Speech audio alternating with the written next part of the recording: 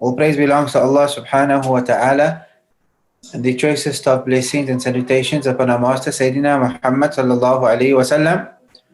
We are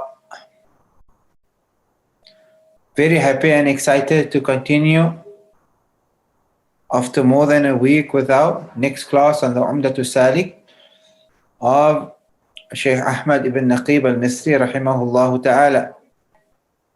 And we commence, alhamdulillah, if my memory serves me correctly, with our 17th class, inshaAllah ta'ala.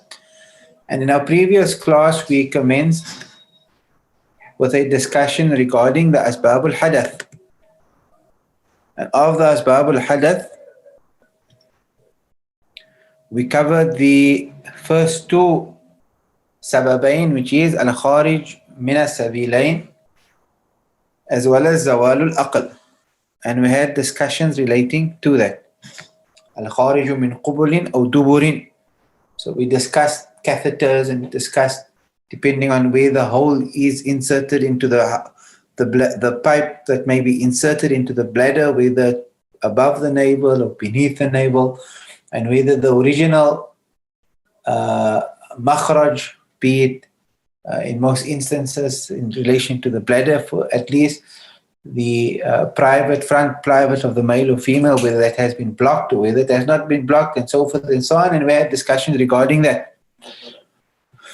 And then we spoke about Zawal al-Aql, and we had discussions relating to a person who is sleeping while having his buttocks firmly placed on the ground. And discussions related to that. Sorry, that was lesson 18. So we are continuing with lesson 19. We are continuing with lesson 19. Now, I don't have any slides prepared. I'm going to add it later for those that will be following the recordings. As for the live class, I do not have any slides, unfortunately. But I will share the Umdah al Salik with you as a reference. And that's what I will be reading from, inshallah ta'ala. So our author, may Allah subhanahu wa ta'ala be pleased with him. No, that's wrong.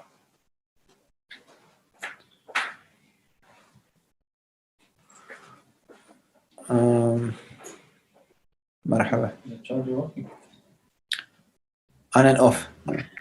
What do you currently see in front of you?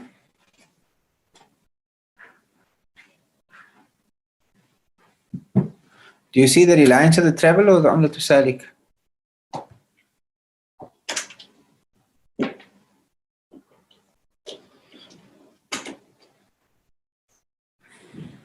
The Umdah.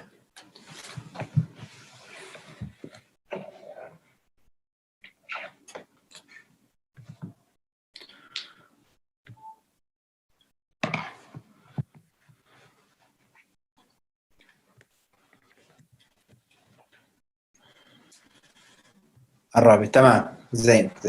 Okay. So now Sidi Yari, please remind me at the end of class. I'll get into the masail of the Rutubat al-Farj. Sidi Yari was sending me some text on it, and I just wanted to sum up the discussion for you. We did speak about the Rutubat al-Farj in a previous class. Sheikh, can I just interrupt short? Maybe someone else does this because I'm on journey and I will drive now on the highway again. So it's difficult to interact with you now. I will listen the whole lesson, inshallah, but I cannot write or talk then because if I enter the highway, it's difficult. No problem. Tamam. So I'll get back to the Rutuba at the end of the dars, inshallah ta'ala. Bismillah ar-Rahman ar-Rahim. وصلى الله على سيدنا محمد وعلى آله وصحبه أجمعين. يقول المصنف رحمه الله تعالى نفعنا الله بعلومه وبكم في الدارين آمين. الرابع means we covered 3. So we should start by 3. We should see that. الثالث التقاء شيء وإن قل من بشرتي رجل وامرأة أجنبيين ولو بغير شهوة وقصد حتى اللسان والأشل والزائد إلا سنا وظفرا وشعرا وعضوا مقطوعا وينقض هرم وميت ولا محرم وطفل لا يشتهى في العادة فلو شك ألمس امرأة أم رجلا أو شعرا أم بشرة أو أجنبية أو محرما لم ينتقد. الرابع تمام. Our author rahimahullah ta'ala commences here with the third سبب من أسباب الحدث وهو لمس المرأة أو التقاء شيء وإن قل من بشرتي رجل وامرأة أجنبيين. And the foundation of this is the verse in the Quran where Allah subhanahu wa ta'ala said that إذا جاء أحد منكم من الغائط أو لامستم النساء فلم تجدوا ماء فتيمموا صعيدا طيبا. How's the ayah go?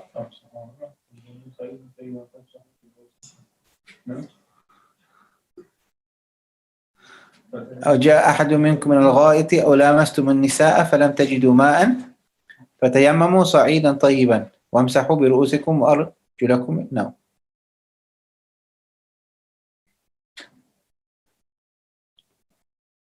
لا إله إلا الله. The important part is أو لامستم النساء.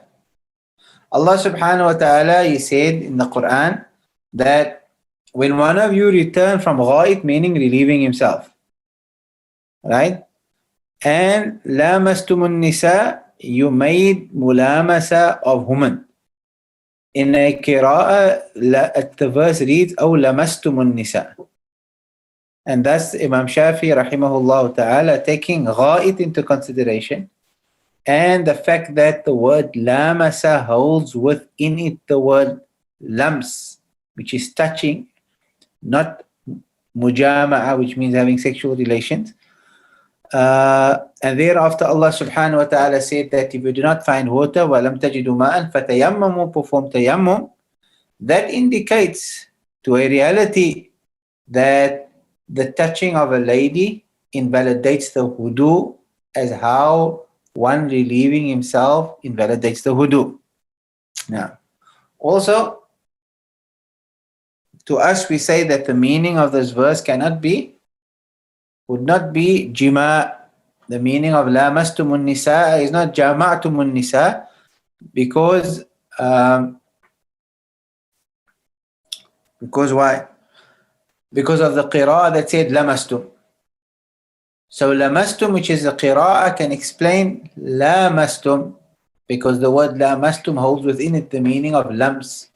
But the word lamastum cannot.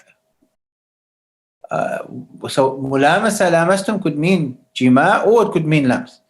But when another qira'ah came and said lams, then it sort of limited the meaning of lamastum to lams because the word lamastum does not hold within it the meaning of jima.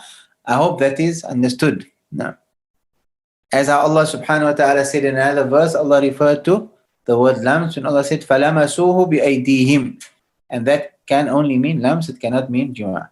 No. And then also what corresponds with ghaid. So Allah subhanahu wa ta'ala, according to Imam Shafi, even though other madhahib may interpret the verse differently, lamastum an-nisa means the touching of the skin to skin contact between opposite sexes. Now, التقاء بشرتي الرجل والمرأة بشرتي رجل وامرأة. Our author then said أجنبيين, that are foreign to each other. ولو بغير شهوة, even if it's without any desire. وقصد, even if it's unintentional. بل ولو بإكراه, rather even if a person is forced to touch the skin of the opposite sex of a stranger, the wudu will be invalid. Now, حتى اللسان, even the tongue, even if you were to touch the tongue of a female, or your tongue was to touch the skin of a female. والأشل, ashal means a lame, a body part that is lame. So even if the hand is lame and it touches that of a strange female, the wudu will be invalid. وَالزَّائِدُ, if a person has two hands, one is his original hand, the other hand is a extra hand. If it touches with the extra hand, his wudu will be invalid. Now, and then he said, إِلَّا سِنًّا وَظُفْرًا وَشَعْرًا, then exception would be teeth, nails, and hair. If a person touches the teeth of a female, a male touches the teeth of a female, or the nail or the hair, or vice versa, a female touches that of a strange male, then the wudu will not be invalid. Now, إِلَّا سِنًّا وَظُفْرًا وَشَعْرًا.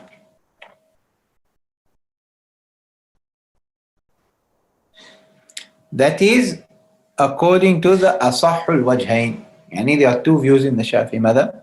The راجح الوجه الراجح أن لمس السن والظفر والشعر لا ينقض الوضوء. هذا إذا كانت السن الأسنان أو الأظفار أو الشعور إذا كانت متصلات بالجسد, if it's connected to his or her body. Then there's وجهين خلاف in the madhab. The rajih is that the wudu does not become invalid. As for a tooth or hair or nail of the opposite sex that is munfasil anil jasad, if you were to touch that, then it does not invalidate the wudu, not ala rajih, lakin qat'an. What does the word qat'an mean? What does qat'an? Qat'an we generally translate as categorically. Generally we will translate qat'an as categorically. But what does it mean in our madhab when they say qat'an? You studied this, say, during the holidays.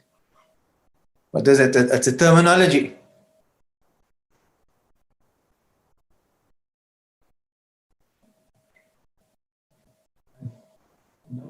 Bila khilaf. Qat'an means bila khilaf. So touching the nail, the hair, or the teeth of the opposite sex, a stranger, أجنبية أو أجنبي, إذا كانت متصلات بالجسد لا ينقض الوضوء على الأصح. أما إذا كانت منفصلة عن الجسد فلا ينقض قطعا, يعني بلا خلاف. قال وينقض هرم وميت. If you were to touch an elderly person, an old lady or an old man of the opposite sex, that will invalidate the wudu. لكل ساقطة, they say لكل ساقطة لاقطة, لكل ساقط لاقطة, or vice versa. Doesn't matter how old the person may be. Why? Because for everything that is thrown down, there is someone that will pick it up. And we've, in our life, I've witnessed people of 80, 85 years old getting married. No. So it doesn't matter how old the person may be, if it's opposite sex, the wudu will become invalid. And that of the deceased. If you touch a deceased person of the opposite sex, your wudu will be invalid. Now, if a female touches the deceased of a male, her wudu becomes invalid. And it's haram for her to touch a strange male after he has passed on. It's haram for him to touch a strange female after she has passed on. And this is something in a community such as ours. This is an area where our community has been very negligent. Very often you find strange females kissing the head of a male that has deceased, even though there's no mahramiyya between them. So the wudu will become invalid of who? Of the lamis, not of the malmus. In the case of the deceased. In the case of the deceased wudu doesn't break. But the person touching, if it's of an opposite gender, the wudu will break. Now, who knows the book رؤوس المسائل?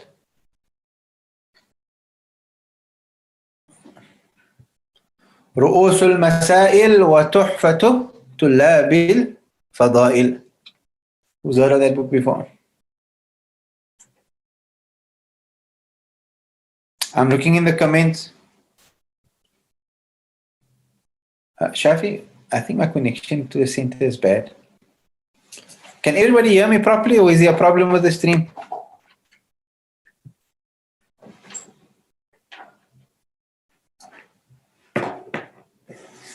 The stream has been good. I can hear every time. Okay, so everyone that answered whether the stream is good or not, can you tell me what is the book Usul Masail?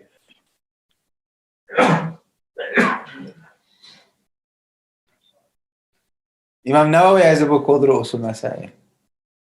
In Ru'usul Masail, Imam Nawawi rahimahullah ta'ala said that if a strange female touches a mayyit rajul mayyit, or a male touches a female imra'a mayyita, the wudu doesn't break. but they said that was يعني عد من السهوات. It was listed as one of the errors that Imam Nawawi rahimahullah ta'ala made. Wallahu a'lam.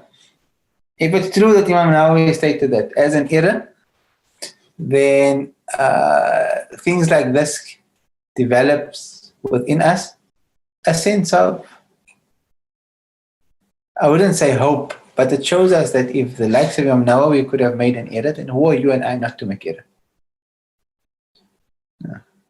If Imam Nawawi could have made a mistake like that, then what about you and I? In his Ru'us al-Masail, he said it doesn't break, but the scholar said no, it was a mistake.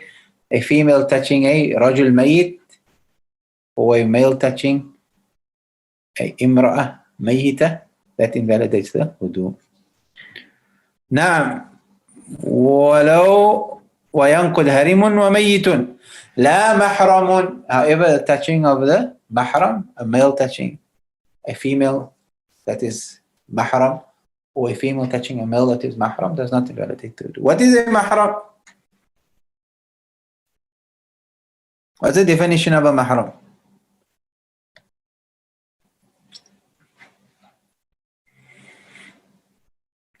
Not just يحرم الزواج به. سيدي عمرو سيدي يحرم. محرم is من يحرم الزواج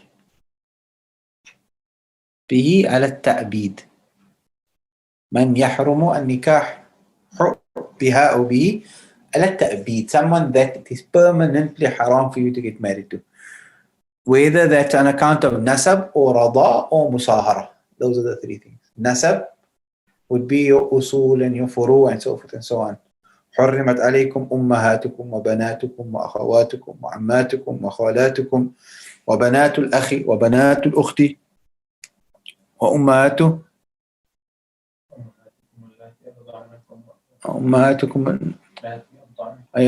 اللاتي أرضعنكم وأخواتكم من الرضاعة وأمهات نسائكم وربائبكم اللاتي في حجوركم من نسائكم اللاتي دخلتم بهن.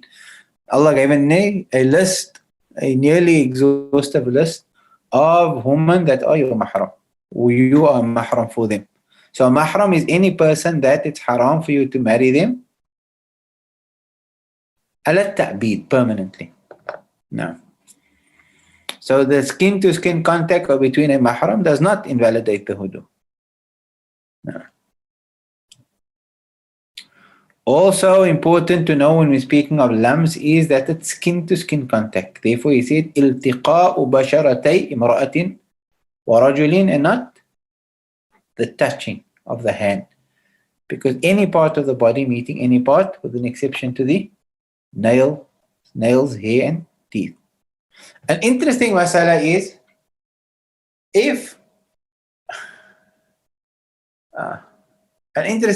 is that while touching the teeth does not invalidate the wudu. What about bone, the adha? They say إذا قشط, if the bone of the opposite gender is exposed and you touch that bone, does it invalidate the wudu? Yes or no?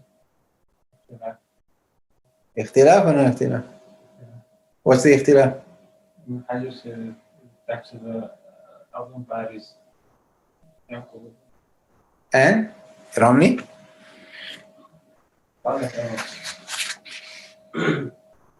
And I don't know اختلاف in the مسألة.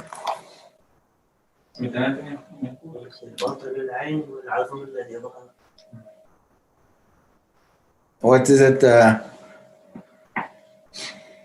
قال ابن حجر لا باطن العين والعظم الذي ظهر وقال فهو الرمي فيهما. عجيب.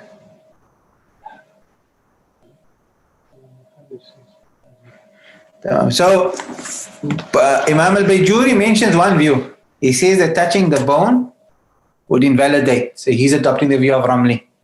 And mashallah, our students that are with us here, they covered in the Yaqut that Ibn Hajar says the touching of a bone that becomes apparent does not invalidate the wudu. Naam. باطن العين لا ينقض. So Ibn Hajar also says, I'm quoting the students here, I need to double check this, that the inside of the eye also does not invalidate the wudu. However, the way Bayjuri and others discuss it, they say even the inside of the eye invalidates the wudu. The only exception they make is the السن والظفر والشعر. والله سبحانه وتعالى أعلم. Where were we? Is another masala that comes up. If a person has a thin covering over the skin and you touch, a lady has a thin covering over skin and you touch that covering, she's wearing a glove and you touch with the glove, لا ينقض الوضوء. ولو كان الحائل رقيقا, even if the covering is very thin. Now, what if a person has dirt that piles up on the skin? We had this masala when we spoke about wudu. And you touch that dirt that piled up. Will it invalidate the wudu? Yes or no? الوسخ إذا كثر الوسخ على الجلد. Will it invalidate the wudu? Yes or no? The acid is from the body. It takes the حكم of the skin. نعم. إذا كان أصله من الجسد ينقض الوضوء. أما إذا كان من خارج الجسد فلا ينقض الوضوء. So if the filth that piled up on the skin was from your sweat, araq, and somebody touches that, the wudu will break. If somebody from the opposite sex. However, if it is من خارج الجسد, إذا كان ليس جزءا من البدن مثل غبار وغيره, that piled up on the skin of a person who touched it, then the wudu will not break. No. And it's التقاء بشرتي امرأة ورجل أجنبيين. As for two women touching, that does not invalidate. As for two male touching the skin of each other, it does not invalidate. As for two khuntas, two hermaphrodites, it does not invalidate. A hermaphrodite, a male touching a khunta, mushkil. Does it break the wudu? Yes or no? Huh? Shafi?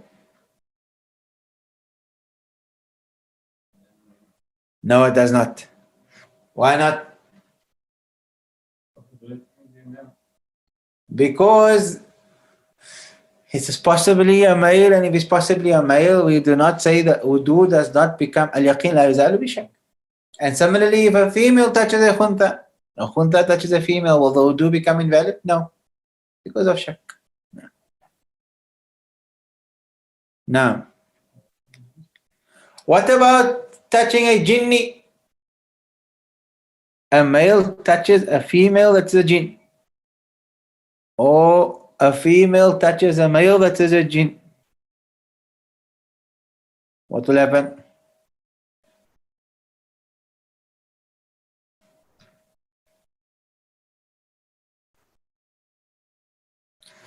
According to Imam al-Ramli, the wudu will become invalid. Because according to Ramli, it's permissible for a male to get married to a female jinn and vice versa.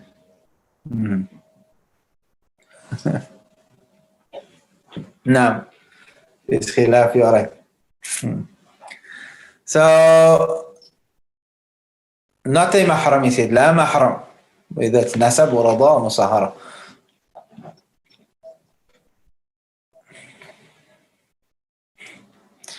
Then a tifl, touching a tifl, that does not invalidate the wudu. صغير وصغيرة. لكن ما هو ضابط الطفل؟ وما هو ضابط الصغير والصغيرة؟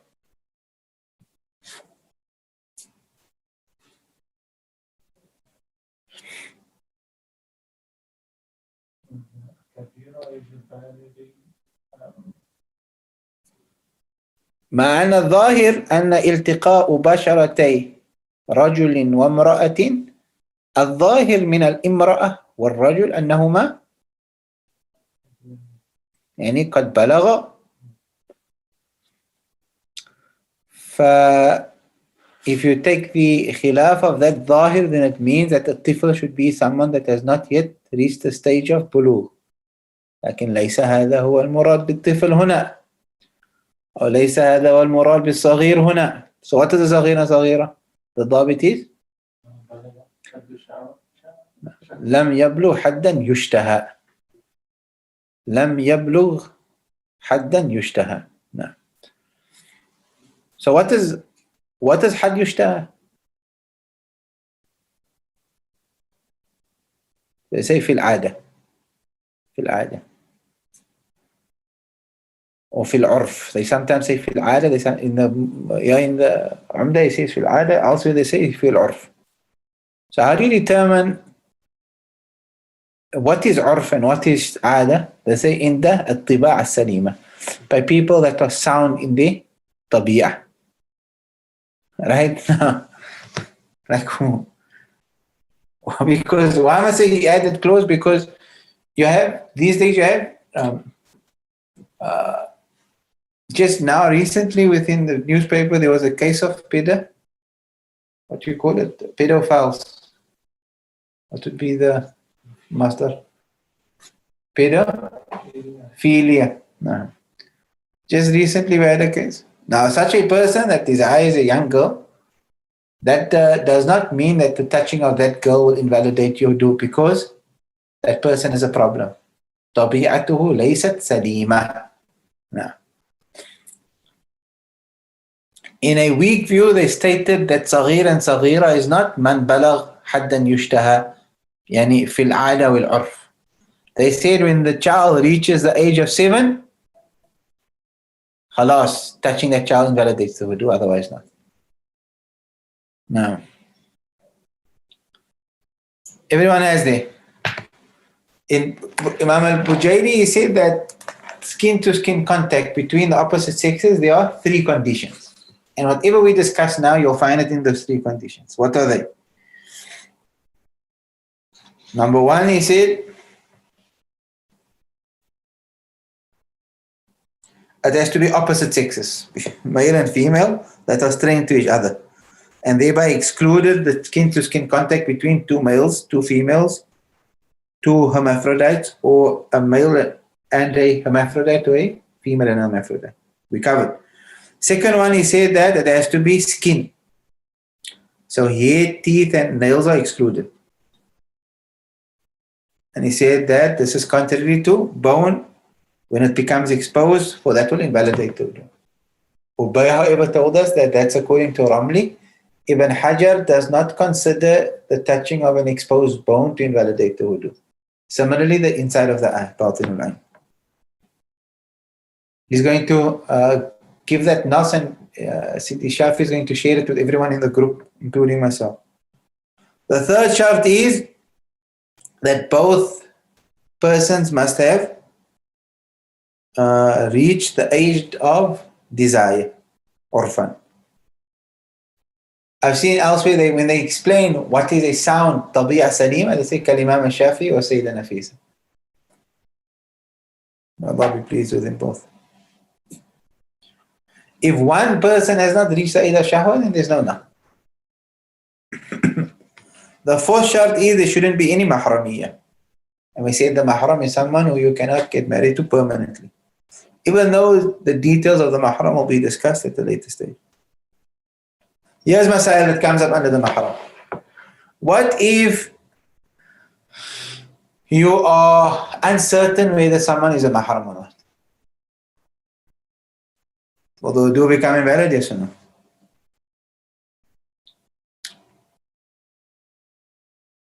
I think that masala is coming in the Umdah as well.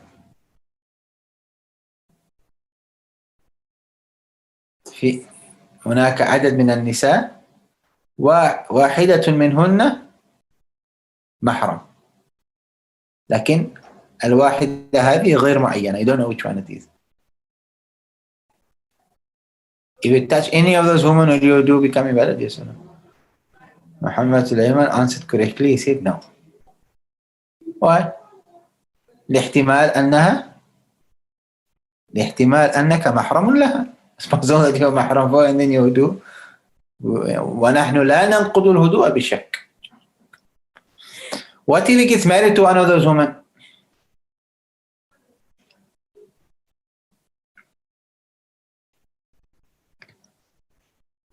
If he gets married to one of them, the lady is getting married to is possibly a mahram. He can get married. إذا كنا غير محصورات. The women are not, it's a number that is not considered محصورات. Imam Ghazali explains what محصورات is. He says that if they were to all gather in front of you, you won't be able to do a an easy head count. It will be too many for you to actually do a head count. That's غير محصورة. So you can get married. But when you get married to one of them, the possibility is that she is a mahram. So will she break the wudu? Yes or no? We say that she will break the wudu. No. Right? Will break the wudu. You can't have this. It's like you can't have your bread buttered on. She can't be halal and haram at the same time. So you choose one. However, there is a masala where your wife will remain your wife. There's a masala where your wife will remain your wife, Ubay. يعني تبقى زوجة لك لكن لا تنقض يعني لمسها لا ينقض الهدوء لاحتمال أنها محرم. We know that masala.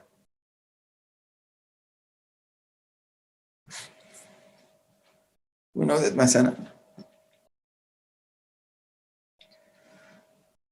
A person gets married to a lady and then his father says that that lady is his daughter, but he does not believe his father. يعني استلحقها والده وهو لا يصدق والده. His father said, this is my daughter. But he doesn't believe his father. So she remains his wife, but she won't break his wudu when he touches her because of the possibility that his father is correct, that it's his sister.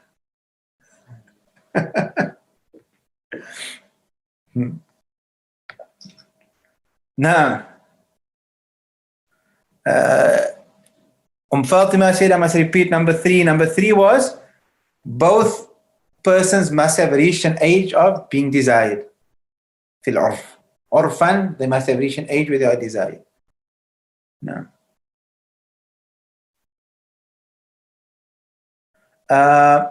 Number 4 was Adamul Mahramiyah. Number 5 was Allah yakuna biha'il. There should be no veil between. If there's a glove or anything thin, even if it's thin, and you touch over that covering, it will not invalidate the wudu. Then, Bajuri has an interesting discussion that may be of importance to us, or rather relevant to us. Today, somebody has a gender change.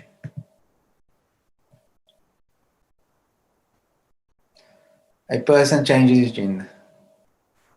Fulan, what do you call him? A transgender. Bajuri, I'm speaking of. Sometimes I make an error. Sometimes I say Bujairami by mistake. In this dars, I'm not using Bajuri because that will make our dars even longer, and admin wants our dars to be shorter. So I'm trying not to go beyond Bajuri. No. So, what was I asking? Transgender or gender transformation. What happens over there?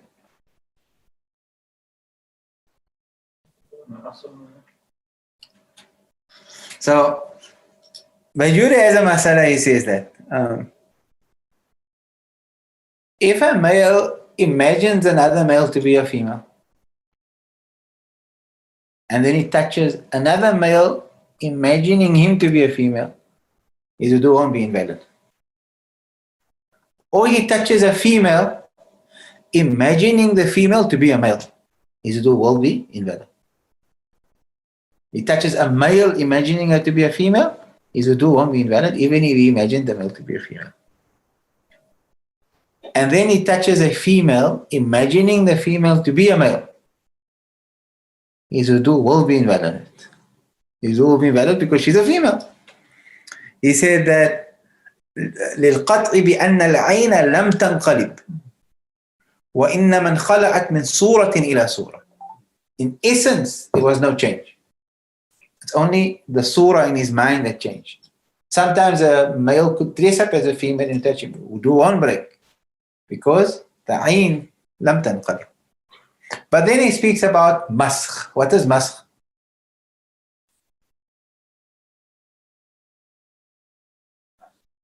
Masakh. Allah speaks of it in the Quran. كونوا قردة خاسئين. Allah transformed people into monkeys. Right? So what if somebody changes from a male to a female? Or a female transforms from a female to a male? And then the type of operations that transgenders undergo is that, can it be likened to masakh or can it not be likened to masakh? But Juri doesn't give an answer over there in the masala of masakh, this transformation.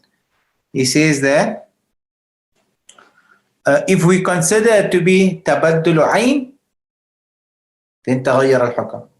But if it's tabaddul sifa, then لا يتغير الحكم.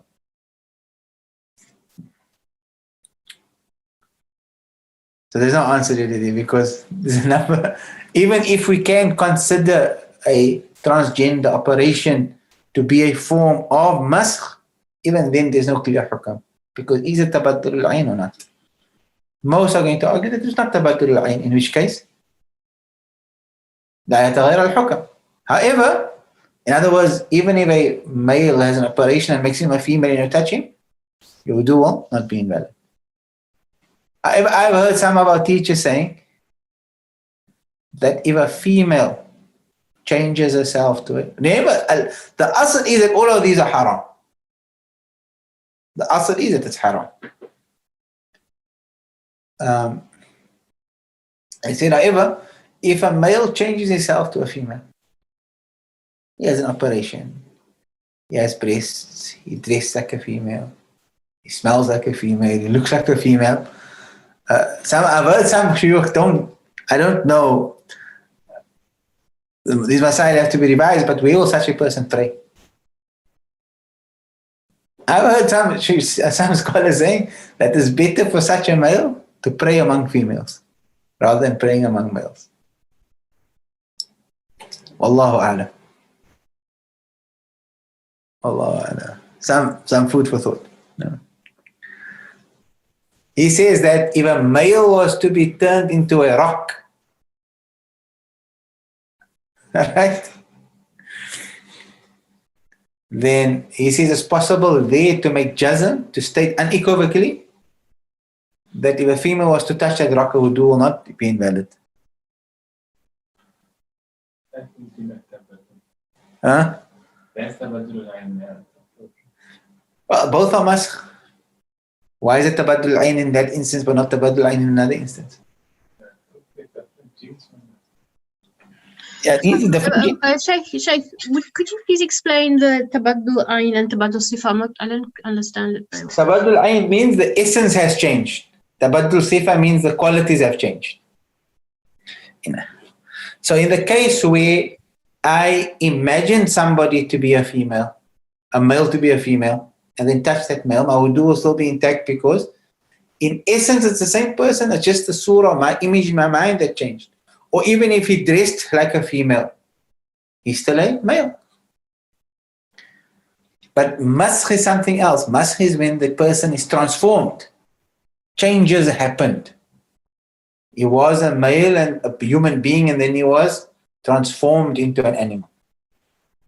Or he was a male and then he was transformed into a female. And then whether that transformation can actually be equated to an operation, or whether an operation rather can be equated to a transformation. There's no clear-cut answer on these. I'm just raising them to show you that there are discussions within our fiqh that can give birth to discussions over here.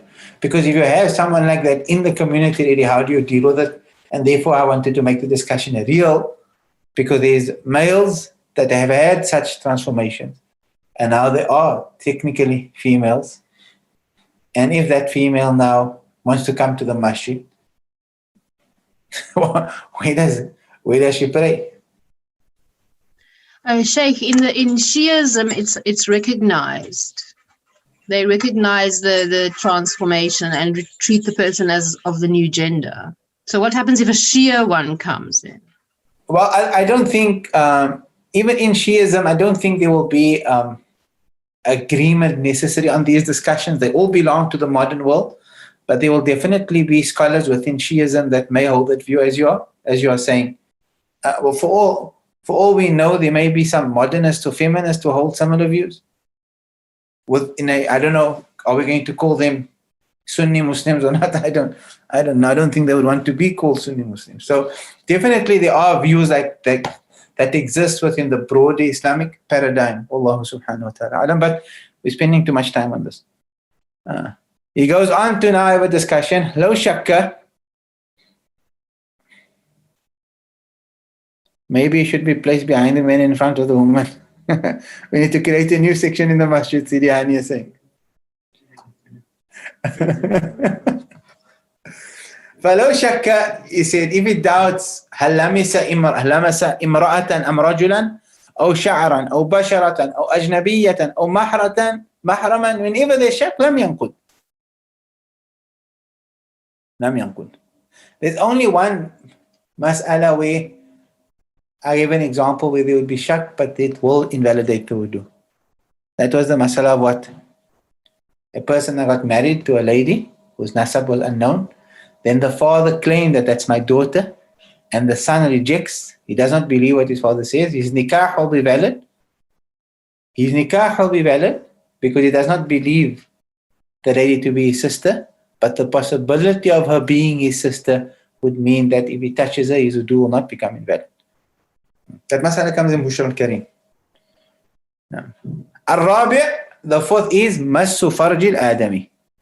قال الرابع مس فرج الآدمي بباطن الكف والأصابع خاصة ولو سهوا أو بلا شهوة قبلا أو دبرا ذكرا أو أنثى من نفسه أو غيره ولو من ميت وطفل ومحل جب وإن اكتسى جلدا أو أشل ولو مقطوعا وبيد شلاء لا فرج بهيمة ولا برؤوس الأصابع وما بينهما وحرف الكف. He said that the fourth thing that will invalidate the wudu is touching the private of a human being, bibatin al-kaf, with the inside of the hand. That's mas. Mas is touching with the inside of the hand. How do you determine what is inside and what is outside? Or what side? If you place one hand on top of the other, like this, then whatever meets the bottom hand, especially on the fingers, that will be batin. The side that is not touched and that side that is not touched, those, if you touch the private with those parts, it will not invalidate the wudu. No. Walau sahwan, even touching the private by error or without any shahwa. Whether it is the front private or the back private. Rasul sallallahu alayhi wa sallam said, Man massa farjahu falyatawadda. No. When he said that if one of you إذا أفضى أحدكم بيده إلى فرجه وليس بينهما ستر ولا حجاب فليتوضأ, he should perform wudu. No. And in some narrations, the Prophet sallallahu alaihi wasallam, he just said that من مس ذكرا فليتوضأ. If it was just farjahu, ذكره, as narration said, then it means touching my own private invalidates the wudu. But when the Prophet left it negative, which is am, he said, Man massa dhakaran falyatawadda, it means that the touching of any private will invalidate the wudu. Tamam? Of course, the Hanafi school did not accept this narration. This is one of the examples that we may have quoted previously, where Imam Shafi, rahimahullah ta'ala, why he became known as Nasir al-Sunnah. Became known as Nasir al-Sunnah because he defended the Sunnah of Rasul sallallahu alaihi wasallam. This is a khabar wahid, and common in Iraq in those days that they would not accept a khabar wahid إذا خالف خبر الواحد قياسا جليا. What's a qiyas jali? A qiyas jali is that if I touch my nose, does my wudu break? No. So my nose is a body part, my dhakar or my farj is a body part. Why should one body part break the wudu while another body part doesn't? That's qiyas jali. So now they would say the khabar of wahid going against the qiyas jali, we cannot accept the khabar wahid. Or they say the khabar wahid, if the nature of the khabar wahid is something that pertains to a large spectrum of people. يعم البلوى, because a dhakar and a farj is something that every male and female has. If it's something that is so widespread and people touch their privates all the time, why is only one person narrating? Why don't we find several Sahaba narrating? Of course, khabar wahid doesn't just mean one person. Khabar wahid has how many categories?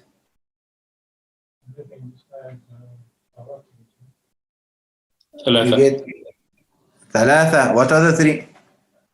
الغريب والمشهور. غريب, عزيز, and mashhur. Those all fall under khabar wahid. Why only 2-3 people narrating when it's something that affects the masses? So Imam Shafi, this is one of the instances where he defended the sunnah and the status of the khabar wahid.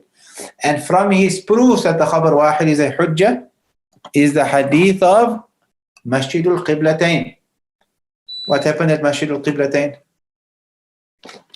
One Sahabi came to a group of Sahaba while they were praying Salah facing Baytul Maqdis, and he told them that the Qibla has changed from Baytul Maqdis to the Kaaba, and in Salah they turned around while in prayer and began facing the Kaaba.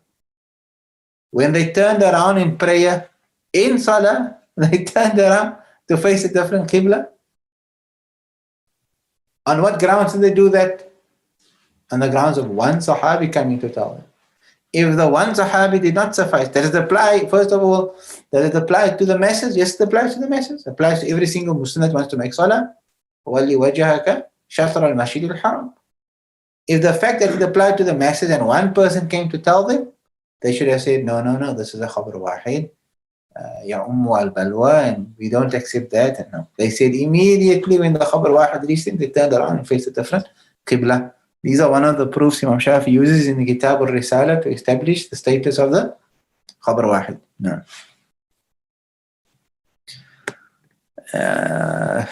So our madhab is a very strong madhab in this masala, that when you touch the private, walau sahwan aw bila shahwatin qubulan aw duburan dhakaran aw untha min nafsihi aw min ghayrihi, that the wudu becomes invalid. Walau min mayyitin wa tiflin. No.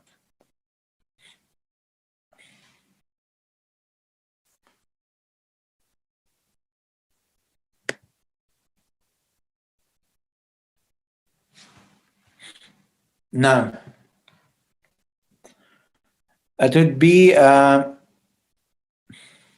qiyas. It would be qiyas. Wallahu subhanahu wa ta'ala alam. No. Also that of a deceased or a child, women folk that when cleaning the children, the infants, and touch their privates, their wudu becomes invalid. Why? Because the dhakar or the farj of a child is still called a dhakar and a farj. Similarly, the mahal jab. What is mahal jab? The place where the dhakar was cut off from. No. Even though the mahal of jab is now covered with skin. The only thing of a dhakar that will not invalidate the wudu is what?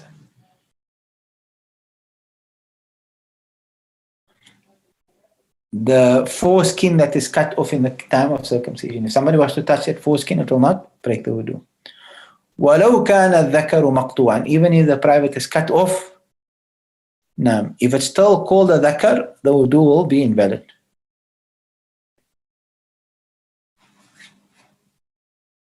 Similarly, the farj of a lady or the dubar, hypothetically, if it was to be severed, it will still be invalidate the wudu if one was to touch it.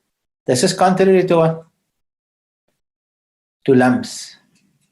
If a body part is severed of a female and then one touches it, it does not invalidate the wudu.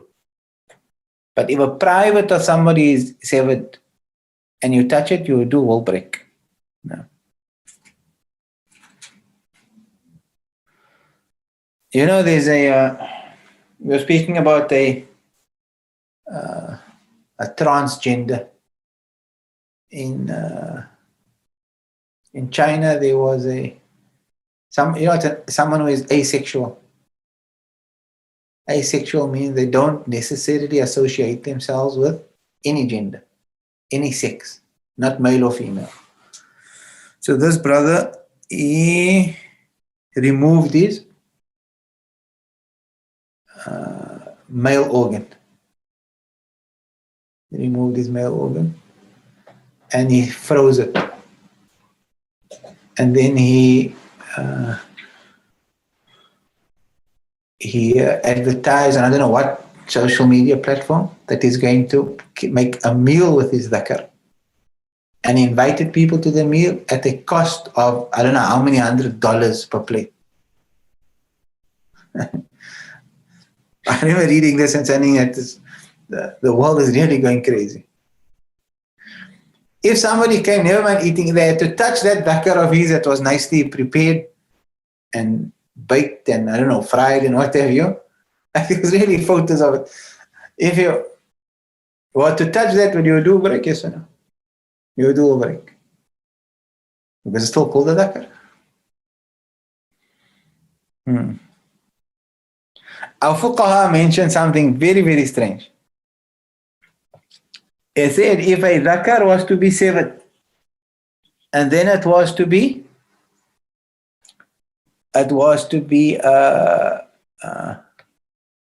what you call it, grounded, into a powder, right? Until it's no longer called, cannot no longer be called a dhakar. They said if you were to touch that, then it won't break the wudu. No. So if you touch a dhakar, even with a hand that is laying, your wudu will break. However, touching the private of an animal will not invalidate the wudu. Now, why? قياسا على عدم وجوب ستر فرج البهيمة وقياسا على عدم تحريم النظر إلى فرج البهيمة.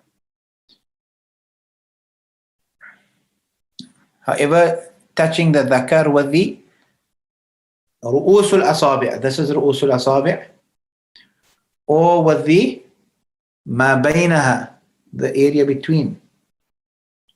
No, that will not invalidate the wudu.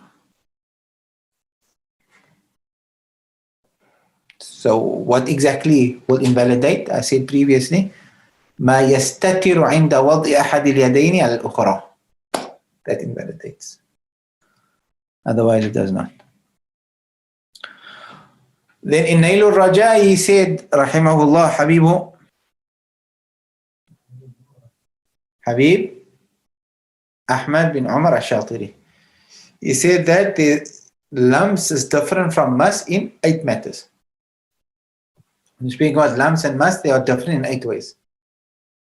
Number 1 is, I'll go to this very quickly, the wudu of the mas, the one making mas, breaks, not the one who is mamsus. Of course, mas refers to the touching of a private. So when you touch someone else's private, your wudu break, but the one who is being touched, wudu does not break. That, of course, is in the case where a male is touching the private of another male. No. Unless there is mahramiyya between the male and the female. بخلاف اللمس. This is contrary to lumps. In lumps, when I touch, my skin comes into contact with the skin of a strange female, then both the lamis and the malmus wudu will become invalid. Except that Imam Shafi'i had a qawl that stated that ينتقد wudu lamis lal malmus, but that's not the rajih in the matter. I mentioned that previously, I think. Imam Shafi'i had a qawl that ينتقد wudu lamis lal malmus. No. Imam Shafi'i, I remember had such a qawl. Either qawl mukharraj Imam Shafi'i, we had a qawl stating. But double check it and then send it to the group. No. Number 2 is, they are differ.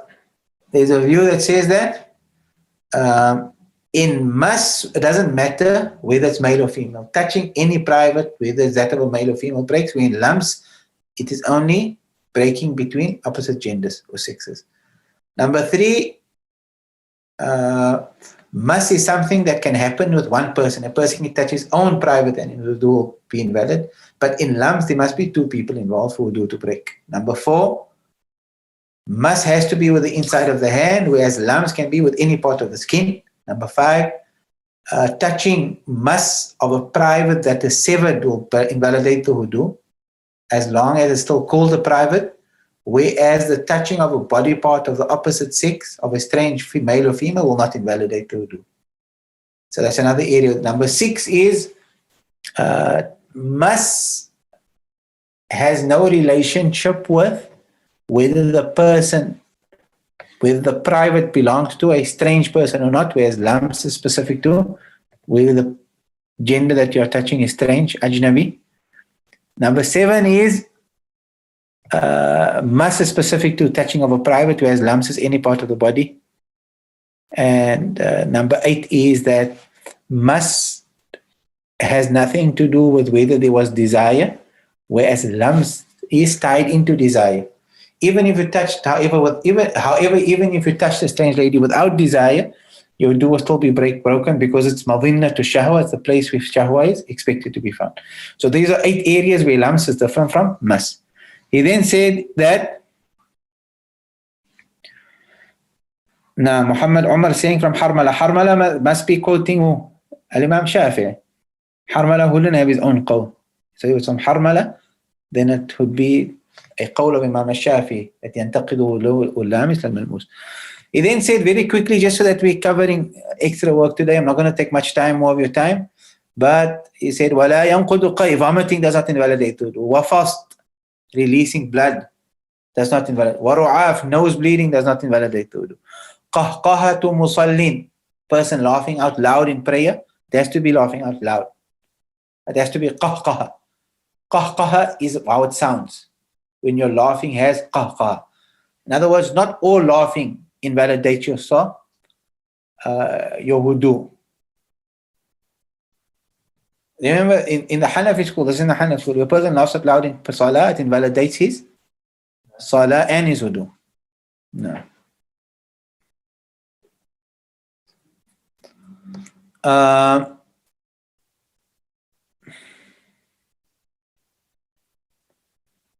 Imam Abu Hanifa, and all these masail, he said your wudu will be invalid.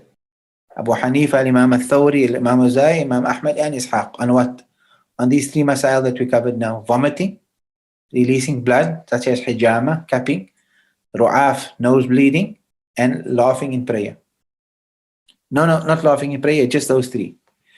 Imam Abu Hanifa and Imam Ahmad and Imam al-Thawri, wal-Uza'i, wa Ishaq, all of them, Imam Nawawi in his Majmu said that vomiting, releasing blood, and nose bleeding all invalidates the wudu. However, according to us, it does not.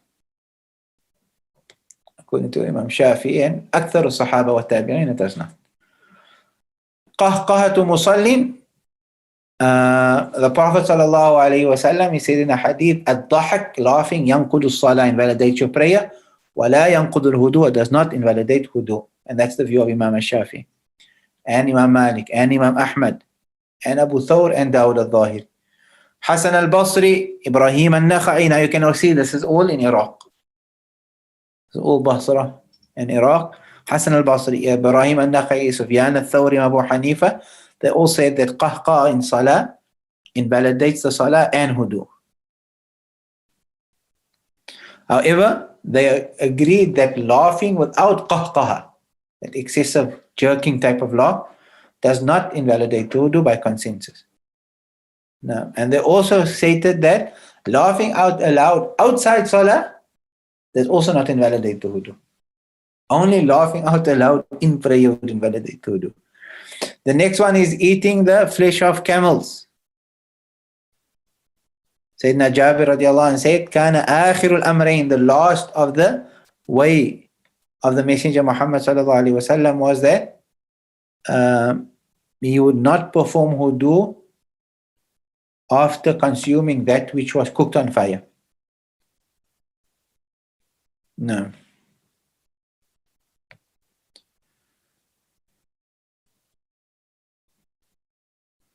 Imam Nawawi also, another reason why eating that of the meat of camel should not invalidate the wudu, he says that there's agreement by scholars, if you were to eat the meat of swine, pork, your wudu does not become invalid.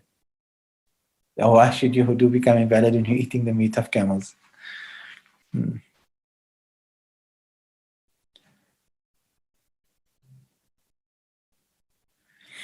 So the Jadid Madhab Imam Shafi is that the eating the flesh of camel does not invalidate the wudu. However, the Qadim Madhab Imam Shafi stated that it does invalidate the wudu, and that was the ikhtiyar of Nawawi.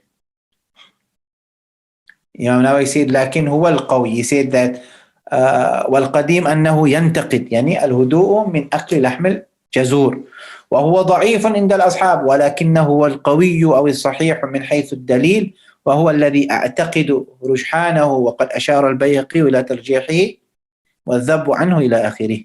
Imam Bayhaqi as well as Imam Nawawi, the ikhtiyar was it أكل لحم الجزور ينقض الهدوء. Now, then he gets into a masala of اليقين لا يزال بشك. So he said that ومن تيقن حدثا وشك في ارتفاعه فهو محدث ومن تيقن طهرا وشك في ارتفاعه فهو متطهر. That's a normal one. If I know I had wudu and I doubt whether I broke my wudu, I have wudu. If I know I did not have wudu and I doubt whether I performed wudu, I don't have wudu. And that hadith, that's based on the hadith that we quoted previously. The Prophet said, إذا وجد أحدكم في بطنه شيئا فأشكل عليه أخرج منه شيء أو لا فلا يخرجن من المسجد حتى يسمع صوتا أو يجد ريحا. The Prophet established the principle of al-yaqeen la yuzadu bishak. The mas'ala that does require our attention, however, is I'm going to do this, I'm going to conclude with this because I need to at least cover this amount of work. I cannot end class without this section being done. Is وَإِن تَيَقَّنَهُمَا. He knows that he had wudu, he had what? Tahara and hadath. But he doesn't know what came first. He knows he had tahara and hadath, but he doesn't know what came first. وَشَكَّ فِي السَّابِقِ. So what should he do? I should actually use a board over here. No. So let's say what he does know is that after 1 o'clock, there was a time when he used the lavatory and there was a time when he performed wudu. But he doesn't know what came first. He doesn't know if he performed wudu, then the lavatory, or whether he used the lavatory and then performed wudu. Do you understand that? So what should he do? He should look at what happened before 1 o'clock. Does he know what happened before 1 o'clock? No. So if he does not know what happened before 1 o'clock, before the tuhur and the hadath, or he knows what happened before 1 o'clock, he knows that he was in a state of tahara before 1, but after 1 there was lavatory, toilet and wudu. He doesn't know what came first. So what should he do? If he knew before 1 he was in a state of tahara, then we say that he either has an ada of making tajdeedul wudu. What does tajdeedul wudu mean? He renews his wudu while having wudu. Or he doesn't have such an ada. Why is that important? Because if he was in a state of tahara before 1 o'clock, then after 1 he knows he had wudu and tahara, he went to the toilet and he made wudu, then if his ada is that he never makes tajdeedul wudu, then he would not have made wudu after having wudu. So the assumption is that he first used the lavatory and then made wudu. No. As for the person whose ada is that he makes tajdeed al-wudu, it's possible that after 1 he made wudu, even though he had wudu, because he normally makes tajdeed al-wudu, and then he made hadath after that. So if his ada is tajdeed al-wudu, then for him to make wudu is lazim. Why? Because he knows that he was in a state of tuhar before 1. After 1, he knows that he made hadath. That's yaqeen. But now he's uncertain whether the tuhur came before the hadath or whether the tuhur came after the hadath. So he's in a state of hadath, he must make wudu. That's only if his ada is that he normally makes wudu. As for the person whose ada is he doesn't have an ada of making tajdeed al-wudu. فَإِلَّمْ يَكُنْ عَادَتُهُ تَجْدِيدَ الْوُضُوء. then that person is in a state of tuhur. Why? How would that work? Remember in the previous example, I said that the asal is he had a state of tuhur. Then after one, he has yaqeen that he exited from a state of tuhur because he used the lavatory. But he's doubting now whether the tahara was before or after. Right? So since his either is that he makes tajdeed al-wudu, it's possible that the wudu was before the hadath and the hadath after the wudu, and therefore he must make wudu. As for the person that doesn't make tajdeed al-wudu,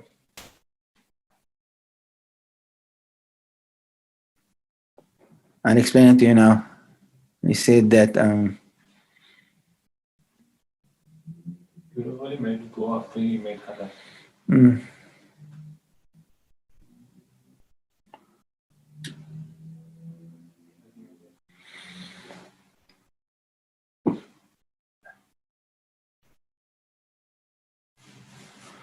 نعم فإن لم يكن آلة تجيل الوضوء فهو متطهر لا يلزم الوضوء. He is in a state of tahara, he does not make wudu, because he just says the zahir is that his tahara only happened after hadath, because his tahara would not have happened after a tahara, because he's not someone that makes tajdeed al-wudu. Or he was in a state of hadath before 1 o'clock, so now he's mutatahhir. Why? Because he has yaqeen that he was in a state of hadath before 1. After 1, he has yaqeen that he made tahara, and he doubts whether the hadath happened before the tahara or after the tahara.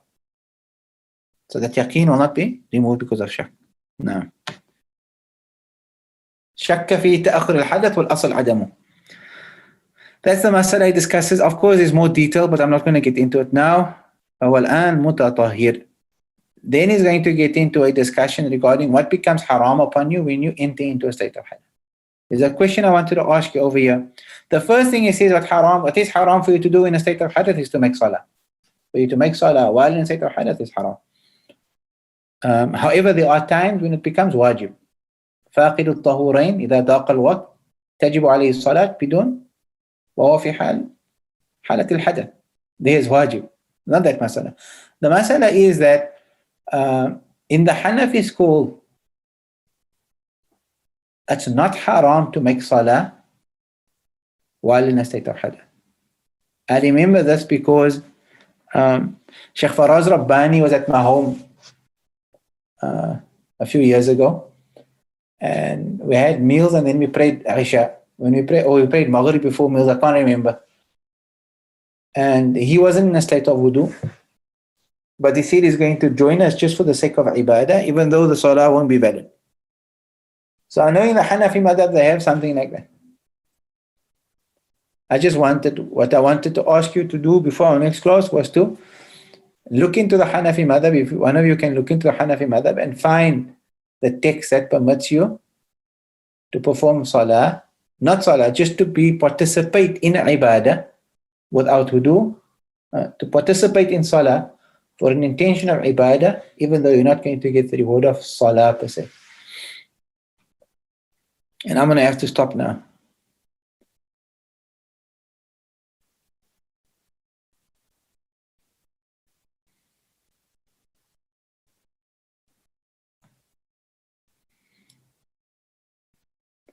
Sidi Amra, I'm going to get back to your question in our next class, or is it in the forum, inshallah? No. I have to stop now. My brain is starting to switch off. I don't usually teach this long. My classes are usually 45, 50 minutes. But there's a lot of, the administration has some serious expectations, and therefore we'll have to really, therefore we're having classes that are so long, over an hour sometimes. Ala kulli hal, may Allah accept, may Allah protect us all, Allah grant us understanding and tawfiq. We did have some interesting discussions. Those transgender and transformation discussions are interesting to ponder and reflect in. And it also opens your mind perhaps to appreciate views that may be expressed And it's also very interesting to see how jurists had these type of discussions in an agrarian world. Allah subhanahu wa ta'ala alam. Sheikh, you wanted me to remind you on the masala of rutubatul farj. Naam, the masala of rutubatul farj very quickly. Even though we did cover it, and the detail that Sidi Yari sent me, as far as I know, wasn't really different from what I may have mentioned in class. Ala kulli hal,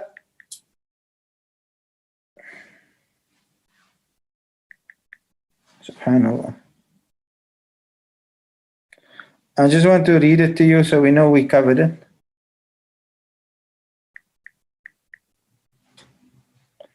Why am I not finding anything here?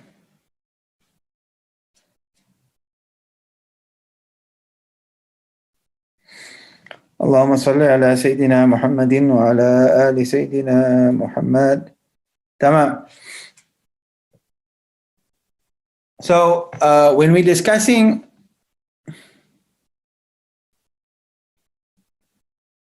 najasa and that which, when is it considered to be impure and when is it considered to be pure, then we know that if the rutuba exits from a place of a lady that is not compulsory upon her to wash in a ghusl, then it's najis, that's batin.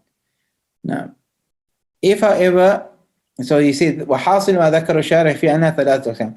There's rutubatul farj, that is طاهرة قطعا.